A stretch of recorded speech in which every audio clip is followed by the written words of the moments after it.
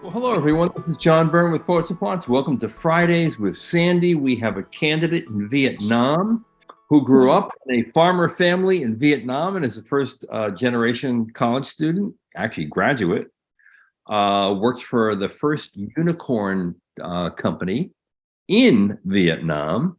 And Sandy Kreisberg, our resident guru from hbsguru.com, is here to assess her chances. Now, it's interesting because I'm going to give you some Why facts. don't we have the candidate just say hi and introduce herself? Absolutely. Okay, so hi Sandy and hi John. I'm very excited and to be here at Friday with Sandy. So I'm from Vietnam and currently I'm the senior user experience researcher in VNG.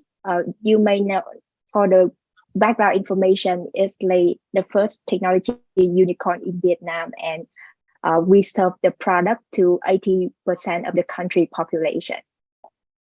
Good. And among other things, you have the #1 social messaging platform that actually has more users than Facebook, which is pretty impressive. And the company has a $3 billion valuation. Now, Ling has a 3.3 GPA from a university in Vietnam, 670. I'm sorry, is that 3.3, John?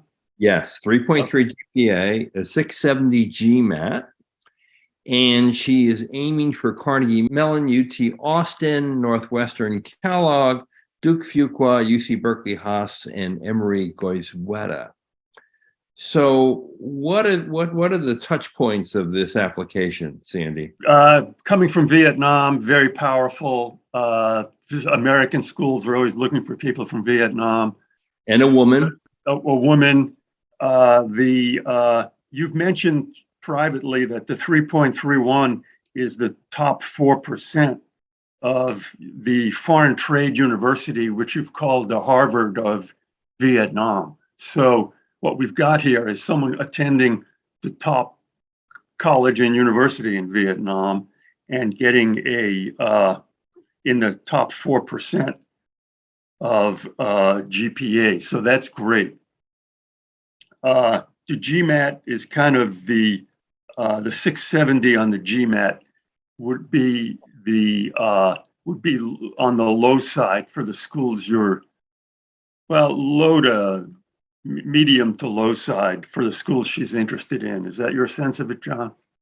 Yeah, I would point out that the average GMAT score among test takers in Vietnam is 560. So she's well above that, 90 points above that. And I think, while I'm sure you're going to recommend that she take the GMAT one more time and try to get that number up to 680 or something, the rest of her profile is very impressive. Yeah, well, I think she's Ling.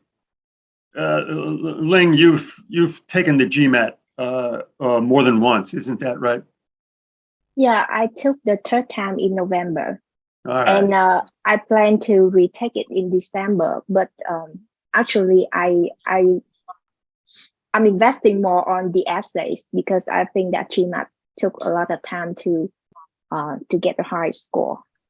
Yeah. So that's my strategy. Okay, I'll leave that to you. Sometimes you take it and you hit it. I think they'll wink at the 670. You got a lot else going for you. What do you want to do after business school? So, what job would you want after business school? To answer your question, I think I will begin with my long-term plan. So, okay. Because I grew up in a farmer family and being the first college generation, and that combined with my experience working at the top technology company in Vietnam. So I'm motivated to help people to unleash their potential through education and technology. I mean, edtech. So in the next 10 years, yeah. What does that mean? I'm going to give you a hard time. So yeah, when someone else gives you a less hard time, you won't have any problem. So I mean, it's more like to make education more affordable and accessible for Vietnamese people. So that's my long-term plan. Isn't that making education more affordable? Isn't that what the government does? Yeah. You're right. That's the government Okay, part. let But me just give you some tough liking here. Okay, you got to really get this down. You got to say, here's a question you've comes up every week. Nobody ever answers it. Name someone who's a role model for you. Who do you want to be in 20 years? in the next 20, I want to be a leading edtech company founder, such as the one that found like Duolingo, because he make the company just like become the edtech unicorn, and it helped people from all over the world to learn Okay, English at a who's the person you want to be, and who's your role model? Who do you want to be in 25 years or 20 years at the height of your career? my role model is I want a name here. Michelle Obama. Oh, Michelle Obama. Michelle Yeah. Obama. Yeah. Hey, John, is that a good answer? Well, I don't see her necessarily as an ed tech entrepreneur, which is what you want to be. I mean, it's interesting that you see her as a role model. I mean, she's dedicated her life to public service, more or less. And Yeah, it's a bad answer. Okay, Yeah. let's get this real clear. What you need the names of 4 or 5 people. They don't have to be names we know, but you might say a role model for me is Joe Blow, who is the head of this company in Vietnam, or Jane Smith, who has done this, who started working at McKinsey and then formed her own educational group. Okay, this is real critical. You need to come up with 3, 4 role models, and doing that research will really immerse you in the kinds of careers, titles, issues, and company names that business schools respond. That's their environment. You understand? And it's more reasonable and better if they are the founder of edtech company, right? yes, I Well, think if that's what you giving want to results. do, yeah, then they're the role models. But what's important is for you to also understand how they got there. So if someone says to you, which business schools often do, as part of your interview for the business school, they say, what job do you want after you graduate from our business school? And you go, a role model for me is Jane Smith, who is the CEO of this company I like. And what Jane did was she worked for McKinsey for 2 years, and then she joined a startup, and then she started her own company. You have to have 3 or 4 stories like that on your fingertips, if you know what that means. You really have to internalize them. And it could be the founder of Coursera, where you would love to have a product management job at Coursera. That is one of your goals short term. So admiring the founder of Coursera would be a natural, given your short term goal. Yeah. Yeah. This is we're overwhelming you. Okay. After we disappear, just take a deep breath and go, boy, that was tough, but those guys are right. I really have to be able to internalize the names of the companies and my career and my resume of the future. Because you haven't done that yet. You're a little uncertain of what your goals are. You don't know the terrain of companies as well as you should, both Vietnamese companies and international companies. Okay, better you hear it from us, all right? Yeah. Google the top founders in the ed tech space and look at the people there and their backgrounds and find inspiration Just from a really helpful education. You'll learn the lingo and everything else. Actually, that's why I picked That'd be Tamian, Tepper, and Haas, because the founder they graduated from Tepper and Haas. Ah, okay, I see. Interesting. That's one reason to pick a school. Or pick a role model from a school you're applying to. Yeah, but a better reason is someone who really Truly inspires you. Really has a similar really has had jobs that you'd be interested in doing, and now is doing something that you'd be interested in doing. Yeah. Sandy, it seems to me that the key to Ling's success will be how she positions herself in the essays. Because with where the GMAT score is now, and even let's just assume she gets a 6, she improves by another 10 or 20 points, you kind of want to really create this story. It's a very powerful story of someone who grew up on a family farm, who has no relatives who ever went to college, who now works for the first unicorn in Vietnam and has these great aspirations to work in the ed tech space. How does she frame that story in a way that's convincing and compelling for an admissions officer? Same answer I give every week. Nobody seems to pay attention to it. Here's your essay, okay? You can write this down or you can play the tape over again, okay? Like, let's take the Harvard question. You know, we already have your application and your scores and your recommendations. What else do you want us to know about you, okay? Ignore that prompt, okay? What you should, the way you write the Harvard essay is to say, my goals are to, my long-term goal is to be an impactful leader in the ed tech space. Role models for me are Joe Blow and Sarah Smith. That's the first paragraph. My long-term goal is to be a leader in the ed tech space. Role models for me are these people. Here's the thing that makes it easier, the next sentence. Several important influences have helped me arrive at this goal, and I would like to explain those influences.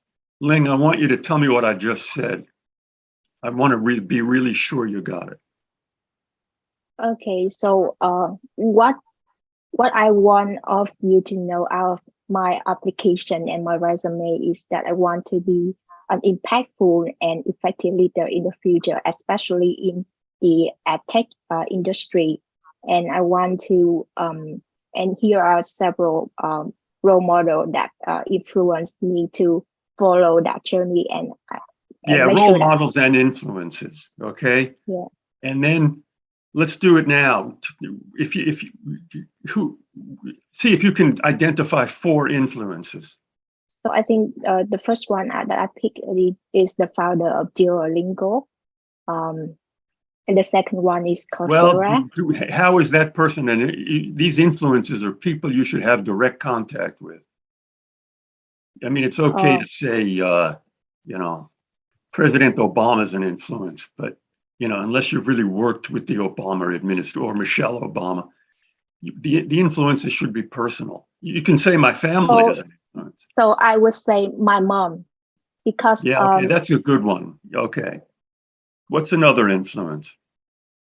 My dad. Well, we're going to put those as one influence called your parents. So my parents and my school teacher. Okay. My previous. Okay, some of these influences should be the 18 months I've spent at VNG, or the 2.5 years I spent in Fusion 1, because what I did there was this, and the influence was I got to see the impact of, and then you can expand on those bullets in your resume. The role model is just a way to organize in a very simple way what you want to do. That's often comes up in an interview. They say, who's a role model for you? And it's okay to say Michelle Obama, but they also want someone who's a role model in industry. So you and everybody else should just have that at hand. In terms of the essay, a good way to handle the essay is just to say my goals are this, and there are 4 influences. One has been my parents. Another influence has been a mentor at VNG who exposed me to this. Another influence was a project I did at VNG where I got to work with different people, and I discovered that, you know, you had to lead different people in different ways, and I did that, and blah, blah, blah. I think where she got tripped up is a difference between an influence that was kind of shaping and a role model, someone has inspired her that she would love to kind of follow in their footsteps, right? That's Yeah. two different things. Yeah, that's how she got tripped up here. So if first influences, the people who made a difference in your life and the experiences that you've had that made a difference in your life, and then ultimately a role model is someone you would maybe someday like to become. Yeah, like Louis von Ahn. But for purposes of the essay, if you just talk about important events in your life, that's fine. Yeah. They say, what else do you want us to know? A lot of people say, gee, you know everything. I'm going to write about my, the fact that I'm a bicycle rider. They don't want to know that. They don't want to know that she's played guitar in over 100 performances on stage. That could be an influence. Another important influence for me has been my career as a guitar player. A high level amateur. Or did you get paid for that? No, actually, it's a voluntary performance for the info session of a nonprofit group. Oh, okay. Mm-hmm. Got to get that in your resume. Yeah. And you've run 4 half marathons. So, that's 4 half marathons. You'd be in the bottom half of your class at HBS in terms of running ability. Okay. Probably. Now, Sandy, I think that Ling should definitely have her essays reviewed by someone who is Ling, you got to work with for an English speaker. Yeah, and someone who understands the game. You would really benefit from this. I'd hire a consultant. You're someone who could really use a consultant. And you could use that consultant just for the essay piece, so it doesn't have to be super expensive. Either a consultant or somebody who knows the game. Know the game, by that you means that know what the school looking for. Yeah, someone who's a graduate of the school or has an MBA and knows what they're looking for. A cheaper way to go about this would be to find an alum from Vietnam who went to 1 or 2 of the schools that you're applying to. Reach out to them, tell them that you're applying, and ask them if they would be willing to read your essays before you submit them. Well, first ask them if you could talk to them about the school. Yeah, to establish that relationship so that then you can take that second step. That would be helpful if you don't want to spend the money on a consultant. But I do think because English is a second language for you, and because how you shape your essay answers are going to be so important to your success, that you definitely need to have someone look at them closely who is a English speaker. That would be really essential in this case, I think. Okay, John, here's a question. The schools she's interested in are Tepper, McCombs, Kellogg, Fuqua, Haas, and Emory. You think she's got a chance at HBS or Wharton or Sloan? Hard to tell. I mean, the fact that you're from Vietnam and your woman is and working for the #1 tech company in Vietnam, you could possibly get into a Harvard or Stanford or Wharton. Probably Harvard more than Stanford. I think Harvard's your best chance simply because it's huge, and they might take it just for the Vietnam thing. Yeah. I do like very much, Ling, your selection of schools, because I would think that Kellogg and Berkeley and possibly Duke are reaches for you, and that UT Austin, Carnegie Mellon, and Emory are kind of in the pocket. I wouldn't say any school is a safe school, but they're in the pocket, meaning you have a very, very good chance of getting admitted to those schools. And it's possible that you should shoot and do an application at Harvard, because you never know what can happen given your background and how unique it is. And I would bet that Kellogg, Duke, or Berkeley, one of them could very well accept you.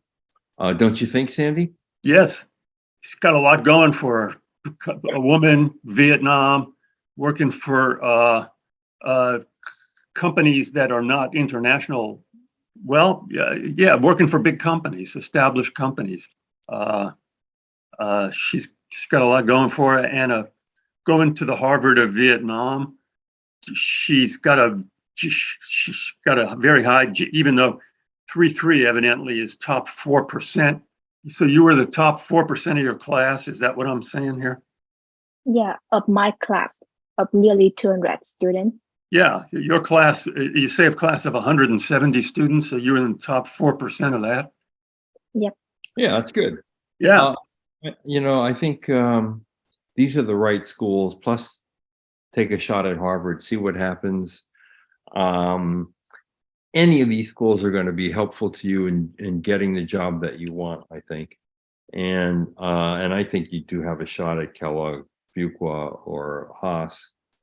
So you should really go for that. And I do think if you can improve your GMAT, great. It would be helpful to you, frankly, because I think that GMAT score is a little bit on the borderline for some of these schools. And having it be a little higher is better. I do, her quant score is good.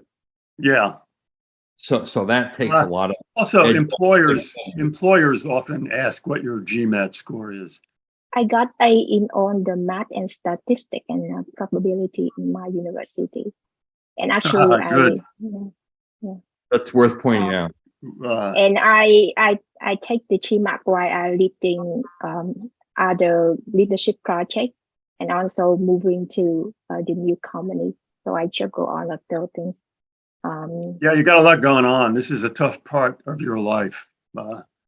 That's why applying a business school is hard. And in your case, it's even a little harder. You just have to do it.